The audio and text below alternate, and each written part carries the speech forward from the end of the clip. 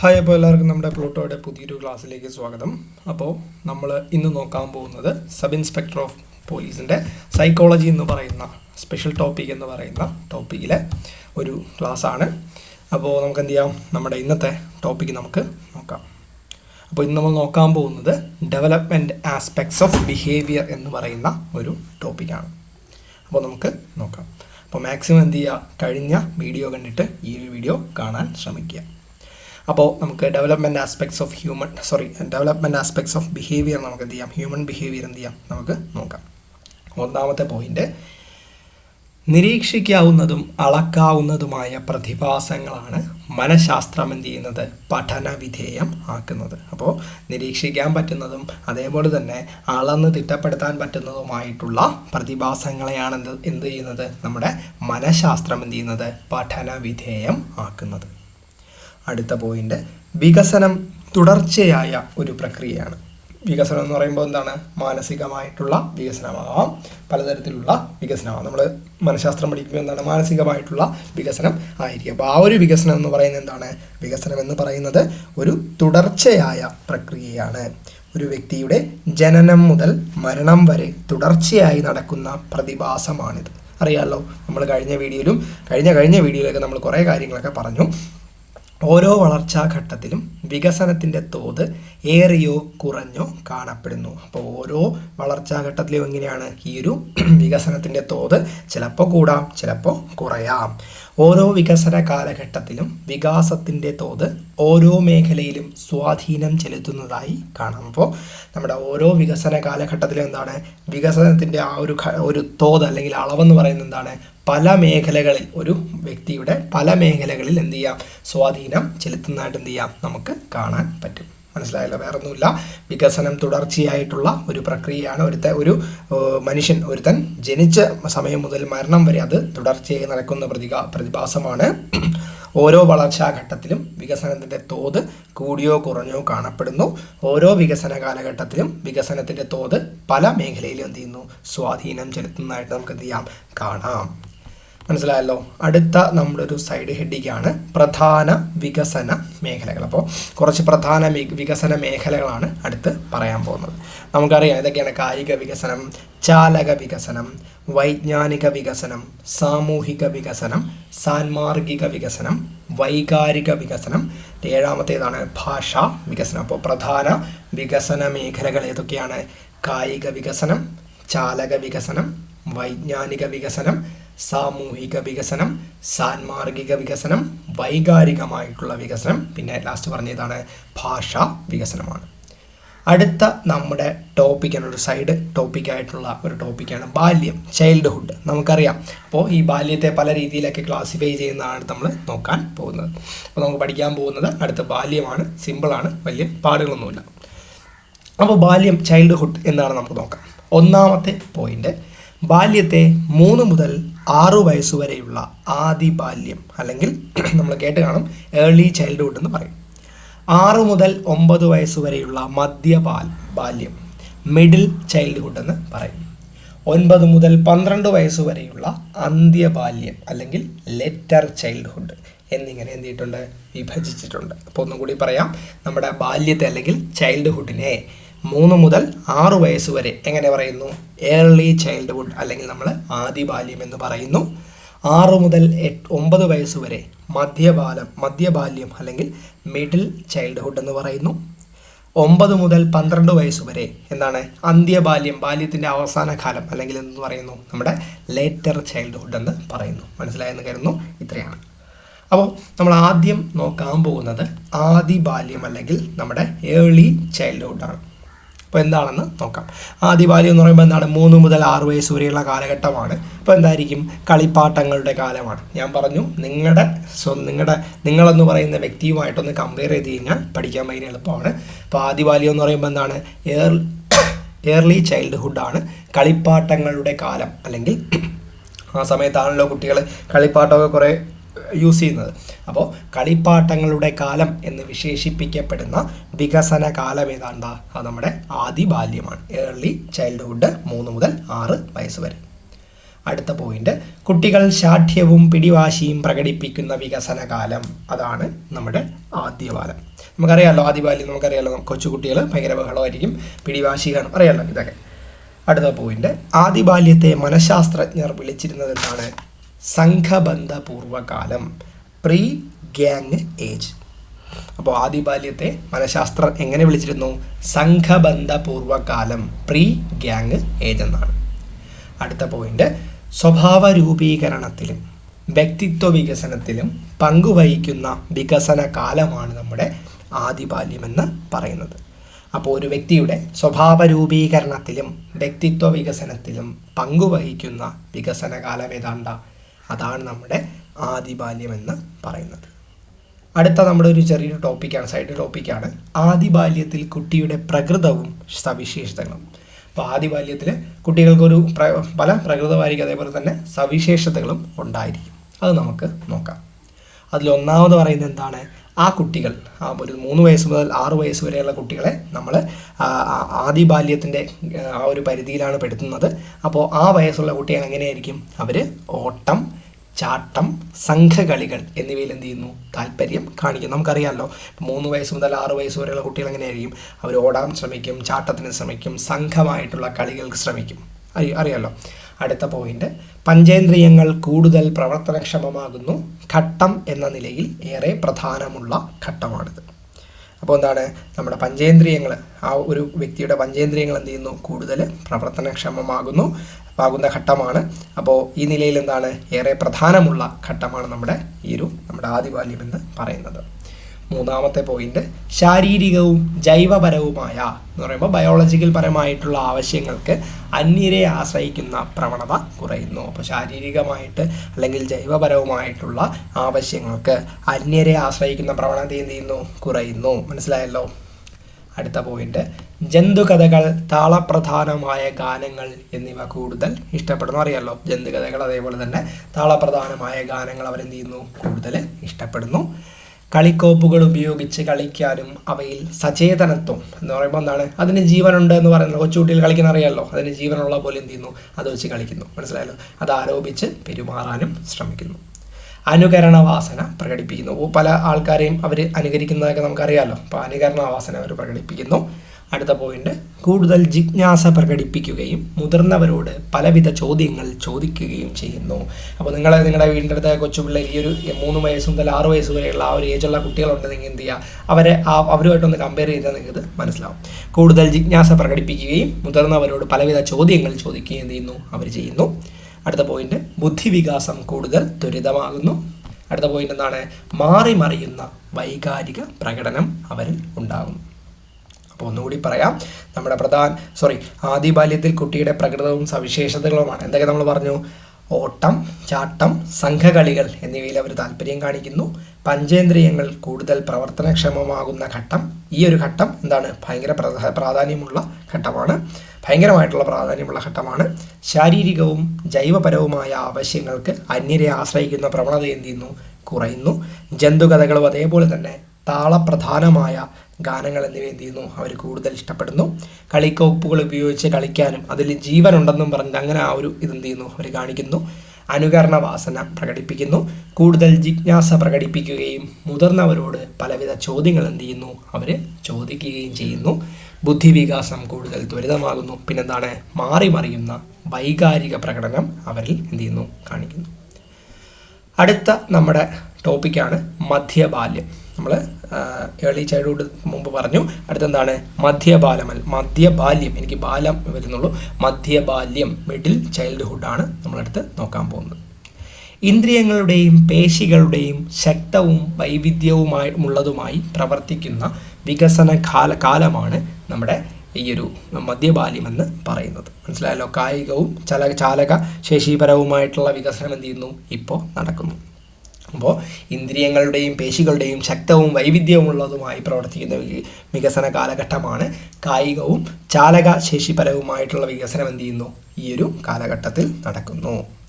അടുത്ത പോയിന്റ്, മധ്യബാല്യത്തിൽ ദ്രുതഗതിയിലുള്ള പരിപക്വനവും പേശി വികസനവും നടക്കുന്നതിനാൽ കുട്ടി ആർജിക്കുന്ന എന്തൊക്കെയാണ്? കായിക നൈപുണ്യമാണ്.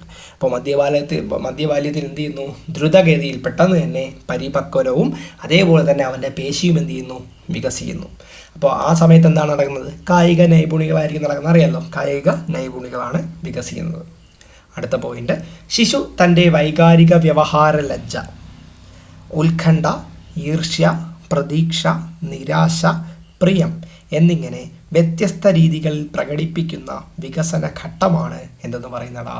വൈകാരിക വികസനം എന്ന് പറയുന്നത്. അപ്പോൾ ഒരു കുട്ടി, ഒരു ശിശു അവൻ്റെ വൈകാരിക വ്യവഹാരങ്ങളായ ലജ്ജ, ഉത്കണ്ഠ, ഈർഷ്യ, പ്രതീക്ഷ, നിരാശ, പ്രിയം എന്നിങ്ങനെ വ്യത്യസ്ത രീതികളിൽ, അറിയാമല്ലോ ആ പ്രായത്തിലുള്ള കുട്ടികൾ കാണിക്കുന്നതൊക്കെ അറിയാമല്ലോ. അപ്പോൾ നമ്മുടെ 6 മുതൽ 9 വയസ്സ് വരെയുള്ള ഏജ് വരെയുള്ള കുട്ടികളെയാണ് നമ്മൾ എന്തെന്ന് പറയുന്നത്? മധ്യബാല്യം എന്ന് പറയുന്നത്. ആ ഏജുള്ള കുട്ടികൾ കാണിക്കുന്നത് എന്താണ്? ആ ഒരു വികസന ഘട്ടത്തെയാണ് നമ്മൾ വൈകാരിക വികസനം എന്ന് പറയുന്നത്. വികാര പ്രകടനങ്ങൾ നിയന്ത്രിക്കുന്നതും വിധേയത്വവും മറ്റും മാറി മാറി പ്രത്യക്ഷപ്പെടുന്നതുമായ വികസന ഘട്ടമാണ് വൈകാരിക വികസനം.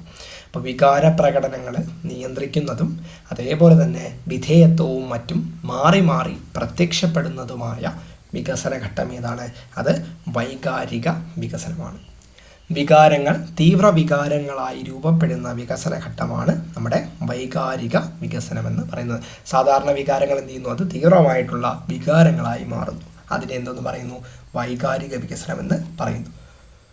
ഇത് നടക്കുന്നത് എപ്പോഴാണ്? ഇത് നടക്കുന്നത് നമ്മുടെ മധ്യബാല്യം അല്ലെങ്കിൽ നമ്മുടെ മിഡിൽ ചൈൽഡ്ഹുഡ് 6 മുതൽ 9 വയസ്സ് വരെയുള്ള കാലഘട്ടത്തിലാണ് ഈ കാര്യങ്ങൾ, നമ്മുടെ ഈ ഒരു വൈകാരിക വികസനങ്ങളൊക്കെ നടക്കുന്നതെന്ന് മനസ്സിലായെന്ന് കരുതുന്നു.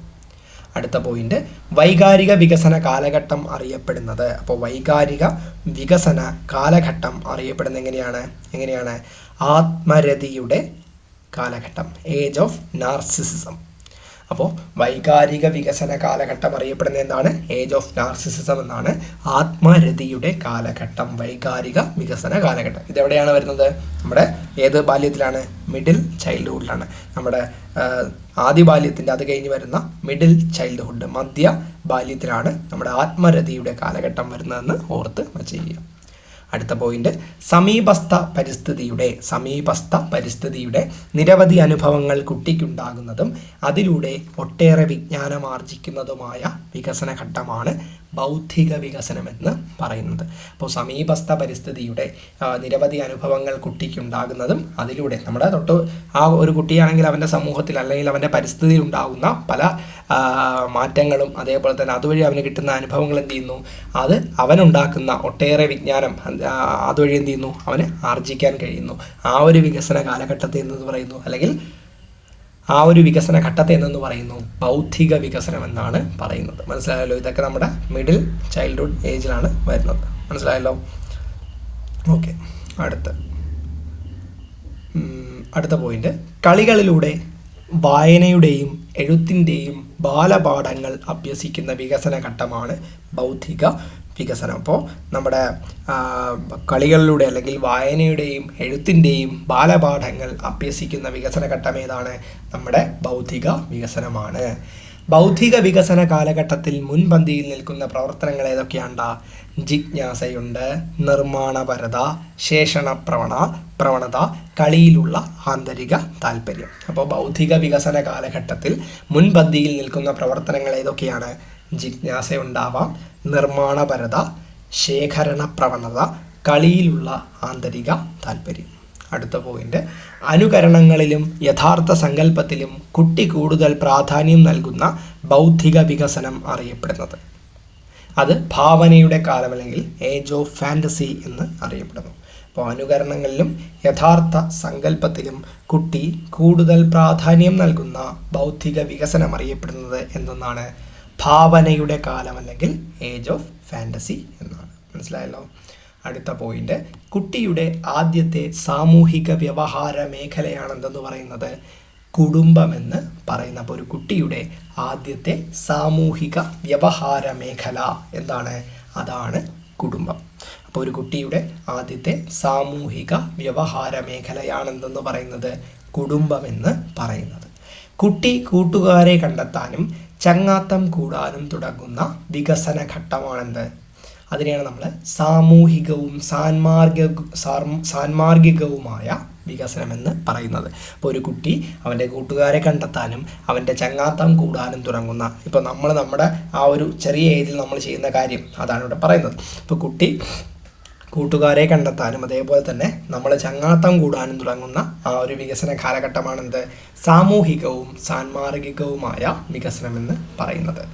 അടുത്ത പോയിന്റ്, കുട്ടി സഹകരണവും അനുകമ്പയും സാമൂഹികാംഗീകാരവും കലഹവും കളിയാക്കലും വഴക്കിടലും ശത്രുതയുമെല്ലാം ഉൾപ്പെടെ സങ്കീർണമായ സാമൂഹിക വ്യവഹാര ശൈലി ആർജിക്കുന്ന വികസന ഘട്ടമാണ് സാമൂഹികവും സാൻമാർഗികവുമായ വികസനം. അപ്പോൾ നമ്മുടെ കുട്ടി സഹകരണവും അനുകമ്പയും സാമൂഹിക അംഗീകാരവും കലഹവും കളിയാക്കലും വഴക്കടിക്കലും ശത്രുതയും എല്ലാം ഉൾപ്പെടെ ആ ഒരു സങ്കീർണമായ സാമൂഹിക വ്യവഹാര ശൈലി ആർജിക്കുന്ന വികസന ഘട്ടമാണെന്ന് പറയുന്നത് സാമൂഹികവും സാൻമാർഗികവുമായിട്ടുള്ള വികസനമെന്ന് പറയുന്നത്. കുട്ടിയുടെ പദാവലി വളരെ പെട്ടെന്ന് വികസിക്കുന്ന വികസന ഘട്ടമാണെന്ന് പറയുന്നത് നമുക്കറിയാം, അത് ഭാഷാ വികസനമാണ്. ആ ഒരു കുട്ടി നമ്മുടെ ആ സമയത്ത് തന്നെ നമ്മുടെ ആ ഒരു പദാവലി, നമ്മൾ പറയുന്ന വാക്കുകളുടെ ആ ഒരു പെട്ടെന്നുണ്ടാകുന്ന വികസന ഘട്ടത്തെ എന്തെന്ന് പറയുന്നു? അതിനെ നമ്മൾ ഭാഷാ വികസനം എന്നാണ് പറയുന്നത്. ഒരു ദിവസം കൊണ്ട് ഉണ്ടാകുന്നതല്ലോ, പെട്ടെന്ന് പറയുമ്പോൾ ഒരു ദിവസം കൊണ്ട് ഉണ്ടാകുന്നതല്ല, ആ ഒരു ടൈം പീരീഡ് ഉണ്ട്. കുട്ടിയുടെ പദാവലി വളരെ പെട്ടെന്ന് വികസിക്കുന്ന വികസന കാലമാണെന്ന് പറയുന്നത് ഭാഷാ വികസനം എന്ന് പറയുന്നത്. എന്താണ് ഭാഷാ വികസനം? അടുത്ത പോയിന്റ്, അർത്ഥമുള്ള വാചകങ്ങളും വാക്യങ്ങളും നിർമ്മിക്കുകയും ആശയവിനിമയം വേഗത്തിൽ ചെയ്യുന്ന വികസന ഘട്ടമാണ് ഭാഷാ വികസനം. നമുക്കറിയാവുന്നതാണ്. അപ്പോൾ എന്താണ് അർത്ഥമുള്ള വാചകങ്ങളും വാക്യങ്ങളും നിർമ്മിക്കുക, അതുപോലെ എന്താണ് അതുവഴി നമ്മുടെ ആശയവിനിമയം വേഗത്തിൽ ചെയ്യുന്ന വികസന ഘട്ടത്തെയാണ് എന്തെന്ന് പറയുന്നത് ഭാഷാ വികസനം എന്ന് പറയുന്നത്. മനസ്സിലായല്ലോ? അത്രയേ ഉള്ളൂ. അടുത്ത നമ്മുടെ ചെറിയ ടോപ്പിക്കാണ്. നമ്മൾ മുമ്പും പറഞ്ഞ പോലെ തന്നെയാണ് മധ്യബാല്യത്തിലെ പ്രകൃതവും സവിശേഷതകളും. നമുക്ക് അതൊന്ന് നോക്കാം. യുക്തിപൂർവം ചോദ്യങ്ങൾ ചോദിക്കാൻ ഇഷ്ടപ്പെടുന്നു. യുക്തിപരമല്ലാത്ത ഉത്തരങ്ങളെ അവഗണിക്കാനും സാധിക്കുന്നു. വീരകഥകളും ജന്തുകഥകളും ഇഷ്ടപ്പെടുന്നതോടൊപ്പം ഫലിതബോധമുള്ള സന്ദർഭങ്ങൾ ഇഷ്ടപ്പെടുകയും അതിൽ വ്യാപരിക്കുകയും ചെയ്യുന്നു. കഴിഞ്ഞ നമ്മുടെ ബാല്യത്തിൽ നമ്മൾ പറഞ്ഞതാണ്, ഇതൊക്കെ ഉണ്ട്. പക്ഷേ മുമ്പ് ഒരു നിശ്ചിത ലെവലാണ്, ഇപ്പോൾ എന്താണ് ഇത് കുറച്ചും കൂടി വരും. മനസ്സിലായല്ലോ? വീരകഥകളും നമ്മൾ പറഞ്ഞല്ലോ അത്. അപ്പോൾ അടുത്ത പോയിന്റ്, വിവിധ പ്രവർത്തനങ്ങളിൽ ഏർപ്പെടാനും പഠിക്കാനും ഇഷ്ടപ്പെടുന്നു. സംഘബോധം കൂടുതൽ തീവ്രമാകുന്നു. യാഥാർത്ഥ്യബോധത്തോടുകൂടി പെരുമാറാൻ കഴിയുന്നു. സങ്കല്പ ലോകത്തു നിന്ന് ഏറെ കൂടുതൽ വിടുതൽ വാങ്ങുന്നുവെന്ന് നമുക്ക് പറയാം. അപ്പോൾ നമ്മുടെ മധ്യബാല്യത്തിലെ പ്രകൃതവും സവിശേഷതകളുമാണ് നമ്മൾ പറഞ്ഞത്. ഒന്നുകൂടി പറയാം. യുക്തിപൂർവം ചോദ്യങ്ങൾ ചോദിക്കാൻ ഇഷ്ടപ്പെടുന്നു. യുക്തിപരമല്ലാത്ത ഉത്തരങ്ങളെ അവഗണിക്കാനും സാധിക്കുന്നു. വീരകഥകളും ജന്തുകഥകളും ഇഷ്ടപ്പെടുന്നതോടൊപ്പം ഫലിതബോധമുള്ള സന്ദർഭങ്ങൾ എന്ത് ചെയ്യുന്നു? ഇഷ്ടപ്പെടുകയും അതിൽ വ്യാപരിക്കുകയും ചെയ്യുന്നു. വിവിധ പ്രവർത്തനങ്ങളിൽ ഏർപ്പെടാനും പഠിക്കാനും എന്ത് ചെയ്യുന്നു? അവൻ ഇഷ്ടപ്പെടുന്നു. സംഘബോധം കൂടുതൽ അവനെ അല്ലെങ്കിൽ അവളെ തീവ്രമാക്കുന്നു. യാഥാർത്ഥ്യബോധത്തോടു കൂടി പെരുമാറാൻ കഴിയുന്നു. സങ്കല്പ ലോകത്തു നിന്ന് ഏറെക്കുറെ വിടുതൽ വാങ്ങുന്ന ആ ഒരു ഘട്ടമാണ് പറയുന്നത്. മനസ്സിലായെന്ന് കരുതുന്നു. അപ്പോൾ നമ്മൾ നമ്മുടെ ആദിബാല്യം പറഞ്ഞു. അത് കഴിഞ്ഞ് നമ്മൾ രണ്ടാമത് പറഞ്ഞത് മധ്യബാല്യമാണ് പറഞ്ഞത്. അപ്പോൾ അത് കഴിഞ്ഞ് നമ്മൾ മധ്യബാല്യം വരുന്നുള്ളൂ. മധ്യബാല്യം പറഞ്ഞു കഴിഞ്ഞു. മിഡിൽ ചൈൽഡ്ഹുഡ് പറഞ്ഞു. അപ്പോൾ ഇനി നമുക്ക് ലാസ്റ്റ് പറയേണ്ട ഏതാണ്? നമ്മുടെ അന്ത്യബാല്യമാണ്. അപ്പോൾ നമുക്ക് എന്ത് ചെയ്യാം? അന്ത്യബാല്യം നോക്കാം. അന്ത്യബാല്യം അല്ലെങ്കിൽ ലേറ്റർ ചൈൽഡ്ഹുഡ് അറിയാമല്ലോ. ഇത് എല്ലാവർക്കും അറിയാവുന്നതാണ്. നമ്മളെ ലേറ്റർ ചൈൽഡ്ഹുഡ് എന്ന് പറയും. അപ്പോൾ അന്ത്യബാല്യത്തിൻ്റെ ഒന്നാമത്തെ പോയിന്റ് പറയുന്നത് എന്താണ്? പ്രാഥമിക വിദ്യാഭ്യാസ കാലഘട്ടത്തെ സൗഹൃദത്തിനും സഹകരണത്തിനും കുട്ടി പ്രാധാന്യം നൽകുന്ന കാലം. അപ്പോൾ പ്രാഥമിക വിദ്യാഭ്യാസ കാലഘട്ടത്തിൽ സൗഹൃദത്തിനും സഹകരണത്തിനും കുട്ടി എന്ത് ചെയ്യുന്നു? പ്രാധാന്യം നൽകുന്നു. ആ ഒരു കാലമാണ് പറയുന്നത്. മനസ്സിലായല്ലോ? അപ്പോൾ അന്ത്യബാല്യം എന്ന് പറയുമ്പോൾ പ്രാഥമിക വിദ്യാഭ്യാസ കാലഘട്ടത്തെ സൗഹൃദത്തിനും സഹകരണത്തിനും വേണ്ടി എന്ത് ചെയ്യുന്നു? കുട്ടി പ്രാധാന്യം നൽകുന്ന കാലം. സംഘബന്ധങ്ങളുടെ കാലം എന്ന് മനഃശാസ്ത്രജ്ഞർ വിളിച്ചിരുന്ന കാലഘട്ടമാണെന്ത്? നമ്മുടെ അന്ത്യബാല്യം എന്ന് പറയുന്നപ്പോൾ ഗ്യാങ് ഏജ് എന്ന് വിശേഷിപ്പിക്കുന്ന കാലഘട്ടം ഏതാണ്? അതാണ് നമ്മുടെ അന്ത്യബാല്യം എന്ന് പറഞ്ഞത്. പ്രീ ഗ്യാങ് ഏജ് എന്ന് പറയുന്നത് എവിടെയാണ്? നമ്മുടെ ആദ്യ ബാല്യം നമ്മൾ പറഞ്ഞതാണ്. പ്രീ ഗ്യാങ് ഏജ് നിങ്ങൾ എഴുതി വയ്ക്കുന്നുണ്ടോ എന്നെനിക്കറിയില്ല. പ്രീ ഗ്യാങ് ഏജ് എന്ന് പറയുന്നത് ആദ്യ ബാല്യമാണ്. മനസ്സിലായല്ലോ. പ്രീ ഗ്യാങ് ഏജ് എന്ന് പറയുന്നത് ഏതാണ്? നമ്മുടെ ആദ്യ ബാല്യമാണ്. അപ്പോൾ അന്ത്യബാല്യം എന്ന് പറയുമ്പോൾ എന്താണ്? സംഘബന്ധങ്ങളുടെ കാലം. ഗ്യാങ് ഏജ് എന്ന് പറയുന്നത് നമ്മുടെ അന്ത്യബാല്യമാണ്. പ്രീ ഗ്യാങ് ഏജ് എന്ന് പറയുന്നത് ആദ്യ ബാല്യവും ഗ്യാങ് ഏജ് എന്ന് പറയുന്നത് ഏതാണ്ടാ നമ്മുടെ അന്ത്യബാല്യവുമാണ്. അടുത്ത പോയിന്റ്, സമവയസ്കരിൽ നിന്നുള്ള സ്വീകരണം, അവരുടെ സംഘത്തിലെ അംഗത്വം തുടങ്ങിയവയ്ക്കാണ് ഈ ഘട്ടത്തിൽ കുട്ടികൾ മുഖ്യമായും പരിഗണന നൽകുന്നത്. അപ്പോൾ ആ ഒരു സമപ്രായക്കാരിൽ നിന്നുള്ള സ്വീകരണം, അതേപോലെ തന്നെ അവരുടെ സംഘത്തിലെ അംഗത്വം തുടങ്ങിയവയ്ക്കാണെന്ന് ഈ ഘട്ടത്തിൽ കുട്ടികൾ മുഖ്യമായും പരിഗണന നൽകുന്നത്. നമുക്കറിയാമല്ലോ, നമ്മൾ ആ ഒരു ഏജ് വഴി പോയവരാണ്, നമുക്കത് കറക്റ്റായിട്ട് അറിയാം. അടുത്ത പോയിന്റ്, സംഘത്തിലെ മാനദണ്ഡങ്ങൾ സ്വമനസാലെ കുട്ടികൾ സ്വീകരിക്കുന്ന കാലഘട്ടം. അതിനെന്തെന്ന് പറയുന്നു? പൊരുത്തപ്പെടലിൻ്റെ കാലം, ഏജ് ഓഫ് കൺഫേമിറ്റി എന്ന് പറയുന്നു. അപ്പോൾ ഒരു സംഘത്തിൻ്റെ മാനദണ്ഡങ്ങൾ സ്വമനസാലെ കുട്ടികൾ സ്വീകരിക്കുന്ന കാലഘട്ടമാണെന്തെന്ന് പറയുന്നത് അതിനെയാണ് പൊരുത്തപ്പെടലിൻ്റെ കാലം അല്ലെങ്കിൽ ഏജ് ഓഫ് കൺഫേമിറ്റി എന്ന് പറയുന്നത്. മനസ്സിലായോ? ഏജ് ഓഫ് കൺഫേമിറ്റി മനസ്സിലായെന്ന് കരുതുന്നു. അടുത്ത പോയിന്റ്, വളർച്ച മന്ദഗതിയിലും ഒരേ തോതിലുമായിരിക്കുന്ന കാലമാണെന്ന് ഈ ഒരു അന്ത്യബാല്യം എന്ന് പറയുന്നത്. അപ്പം വളർച്ച എന്ന് പറയുന്നത് അന്ത്യബാല്യത്തിൽ എങ്ങനെയാണ്? മന്ദഗതിയിലും അതേപോലെ തന്നെ ഒരേ തോതിലും ആയിരിക്കും. ലൈംഗിക മേഖലയൊഴികെ മറ്റെല്ലാ ശാരീരിക മാനസിക പ്രവർത്തനങ്ങളിലും കുട്ടി പരിപക്വനം ആർജിക്കുന്ന കാലം. ഇപ്പോൾ ലൈംഗിക മേഖലയെ ഒഴിച്ചു നിർത്തി കഴിഞ്ഞു കഴിഞ്ഞാൽ മറ്റെല്ലാ ശാരീരിക മാനസിക പ്രവർത്തനങ്ങളിലും കുട്ടി എങ്ങനെയാണ്? കുട്ടി പരിപക്വനം ആർജിക്കുന്ന കാലമാണ് നമ്മുടെ അന്ത്യബാല്യം എന്ന് പറയുന്നത്. അപ്പോൾ നമ്മുടെ അന്ത്യബാല്യത്തിലെ പ്രകൃതവും സവിശേഷതകളും നമുക്കൊന്ന് നോക്കാം.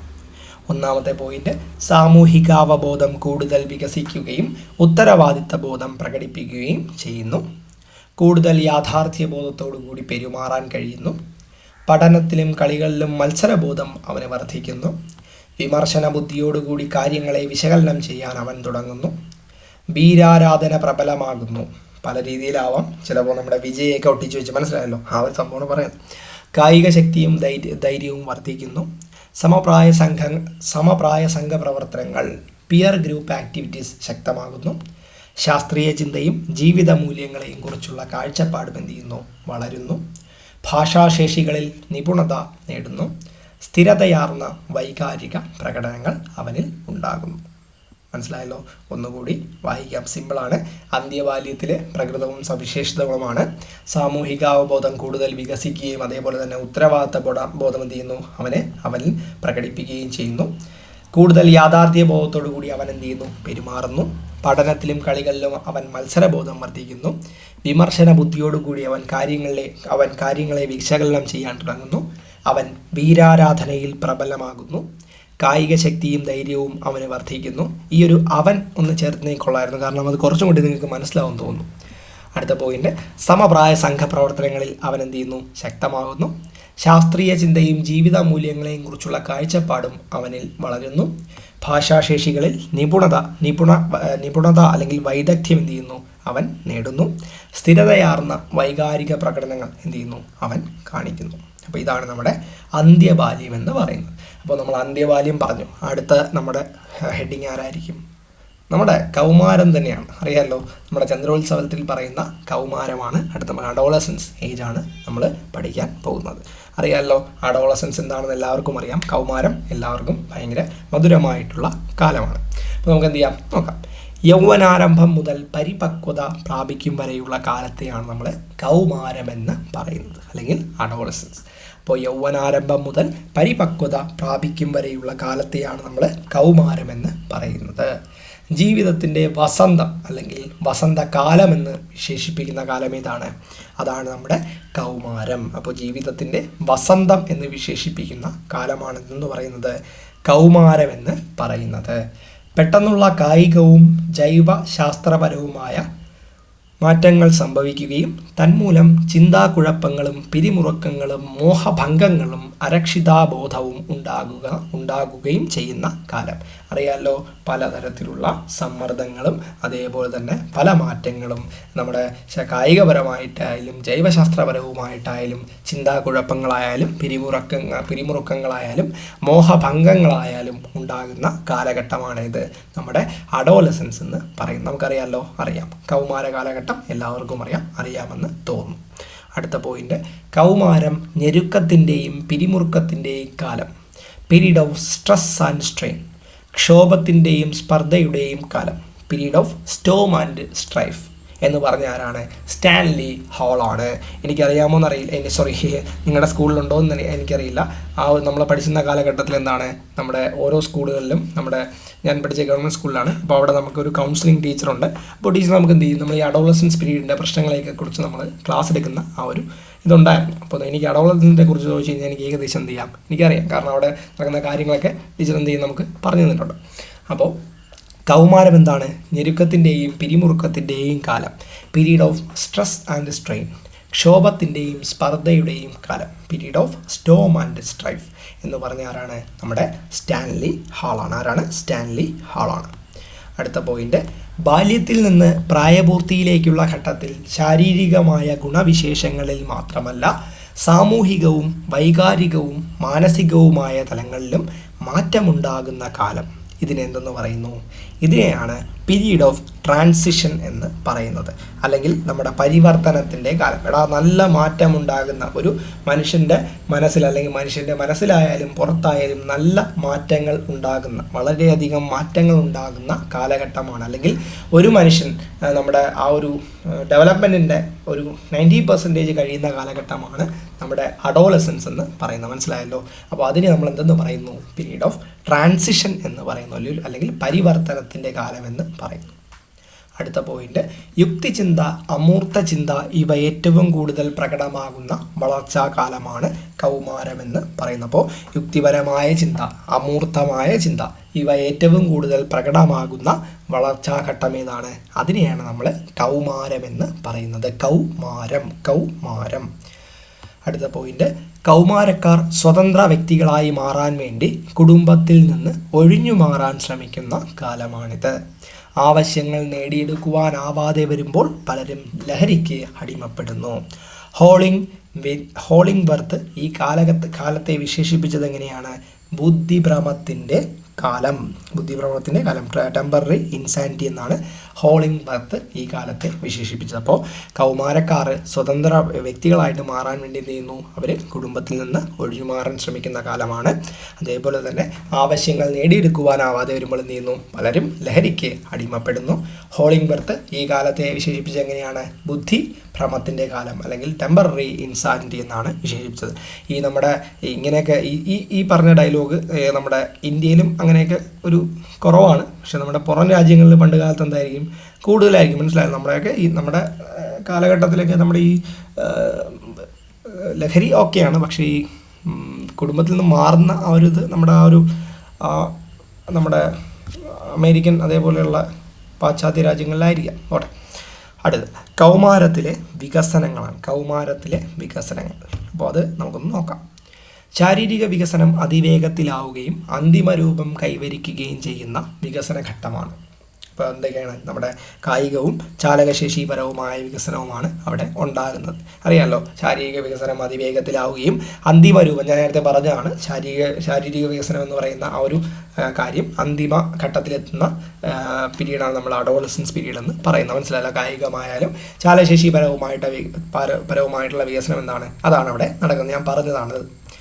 അടുത്ത പോയിന്റ്, അമിതമായ ആത്മവിശ്വാസം കാണിക്കുകയും ലൈംഗിക വ്യക്തിത്വം രൂപം കൊള്ളുകയും ചെയ്യുന്ന വികസന ഘട്ടമാണ് നമ്മുടെ വൈകാരിക വികസനം എന്ന് പറയുന്നത്. അപ്പോൾ അമിതമായിട്ടുള്ള ആത്മവിശ്വാസം കാണിക്കുകയും അതേപോലെ തന്നെ ലൈംഗിക വ്യക്തിത്വം രൂപം കൊള്ളുകയും ചെയ്യുന്ന വികസന ഘട്ടമാണെന്ന് പറയുന്നത് നമ്മുടെ വൈകാരിക വികസനം എന്ന് പറയുന്നത്. കൗമാരത്തിലെ വൈകാരിക വികസന ഘട്ടത്തിൻ്റെ പ്രത്യേകത എന്തൊക്കെയാണ്? ഉത്കണ്ഠ, ഭയം, സ്നേഹം, കോപം തുടങ്ങിയ വികാരങ്ങൾ എന്ത് ചെയ്യുന്നു? തീക്ഷ്ണമാകുന്നു. അപ്പോൾ കൗമാരത്തിലെ വൈകാരിക വികസന ഘട്ടത്തിൻ്റെ പ്രത്യേകതകൾ എന്തൊക്കെയാണ്? ഉത്കണ്ഠയായിരിക്കും, ഭയം കാണും, സ്നേഹം കാണും, കോപം കാണും. ഇതേപോലെയുള്ള വികാരങ്ങൾ എന്ത് ചെയ്യുന്നു? അത് തീക്ഷ്ണമാകുന്നു, എക്സ്ട്രീം ലെവലിലോട്ട് പോകുന്നു. അടുത്ത പോയിന്റ്, ശ്രദ്ധയുടെ വ്യാപ്തി ഏറുന്നതും ഗ്രഹണത്തിൻ്റെ ആഴം വർദ്ധിക്കുന്നതും സ്മരണയുടെ പ്രവർത്തനം കൂർമ്മമാകുന്നതും താല്പര്യങ്ങളുടെ മേഖല വിപുലമാകുന്നതുമായ കൗമാര വികസന കാലമാണ് എന്തെന്ന് പറയുന്നത്? ബൗദ്ധിക വികസനം എന്ന് പറയുന്നത്. അപ്പോൾ ശ്രദ്ധയുടെ വ്യാപ്തി ഏറുന്നതും ഗ്രഹണത്തിൻ്റെ ആഴം വർദ്ധിക്കുന്നതും സ്മരണയുടെ പ്രവർത്തനം കൂർമ്മമാകുന്നതും താല്പര്യങ്ങളുടെ മേഖല വിപുലമാകുന്നതുമായ കൗമാര വികസന കാലത്തെയാണ് എന്തെന്ന് പറയുന്നത്? ബൗദ്ധിക വികസനം എന്ന് പറയുന്നത്. മനസ്സിലായല്ലോ? അടുത്ത പോയിന്റ്, കൗമാര വികസന കാലത്ത് വികസിക്കുന്ന ബൗദ്ധിക ശേഷികൾ ഏതൊക്കെയാണെന്ന് നോക്കാം. ഏതൊക്കെയാണ്? നിരൂപണാത്മക ചിന്തനം, യുക്തിചിന്തനം, ഗുണാത്മക യുക്തിചിന്തനം, അമൂർത്ത ചിന്തനം. അപ്പോൾ ആ ഒരു കൗമാര വികസന കാലത്ത് വികസിക്കുന്ന ബൗദ്ധിക ശേഷികൾ എന്തൊക്കെയാണ്? നിരൂപണാത്മക ചിന്തനമുണ്ട്, യുക്തിചിന്തനം വികസിക്കും, ഗുണാത്മക യുക്തിചിന്തനം വികസിക്കും, പിന്നെന്താണ്? നമ്മുടെ അമൂർത്ത ചിന്തനം എന്ത് ചെയ്യുന്നു? വികസിക്കുന്നു. അപ്പോൾ കൗമാര വികസന കാലത്ത് ഈ കാര്യങ്ങൾ ബൗദ്ധിക ശേഷികൾ എന്ത് ചെയ്യുന്നു?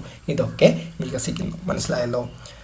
അടുത്ത പോയിന്റ്, ഉയർന്ന സാമൂഹ്യ ബോധം വികസിപ്പിച്ചെടുക്കുവാൻ സഹായിക്കുക, ചുറ്റുമുള്ള കാര്യങ്ങളെപ്പറ്റി അറിയാൻ ഉത്സുകരായിരിക്കുക എന്നിവ പ്രകടമാകുന്ന വികസന ഘട്ടം.